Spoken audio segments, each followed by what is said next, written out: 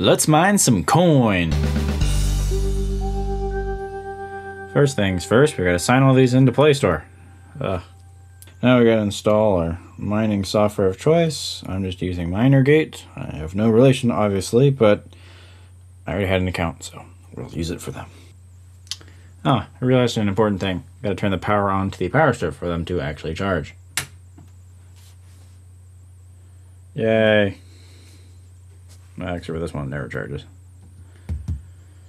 Okay, now that's out of the way. I guess we're gonna go ahead and mine Monero. I don't know if that's the best at the moment or anything, but boop, boop, boop.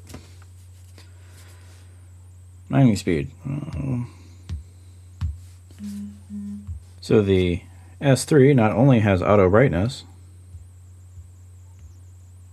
it also hasn't started yet. Let's try low again. This bad boy, it's doing 16 hashes a second. It's already found one share. This is doing 5.5 hashes per second. Found no shares. And none of them are on high. We can probably go to high in a second. Oh, they might get hot. What are you downloading? It's updating its apps. It's probably hashes faster if it wasn't updating. Is this updating apps too? Everything has auto updates turned on. What craziness is that? This poor thing. You can do it. There we go. We interrupt this for a brief but dangerous intermission as we check to see if my power meter will work. 5 volts, 0 amps. That feels realistic. Double, triple checking. We've got our current. So it's on the 10 amp just for caution's sake. Alright, so if we turn this on, 1, this should not explode, and 2, these should not explode. Crap, that battery's dead, but oh well, it's... do we care? Probably affects the accuracy or something. Look, it's the dollar store jeweler screwdrivers. Wow, it actually expired too. Fresh battery. Okay, nothing should explode. So, we are drawing from the wall 120 milliamps at 5.1 volts. So we can figure out the wattage by going 5.1 volts times that. So they draw 0.6 watts. Is that correct? It seems low. Slow charging. Yeah, I wouldn't doubt it. Alright, so on the Samsung J7, we've been mining for about 5 minutes. I actually took some data at 5 minutes, but we're ready to go here. It's been drawing 1.5 watts from the wall. It's actually lost a bit of power, but let's assume you'd have the screen off. I shouldn't have left the screen on. That spoils our test on this one. We'll turn that off and do the other ones and see if that affects anything. Let's go ahead and pop over to a calculator and figure out if this is profitable with this phone.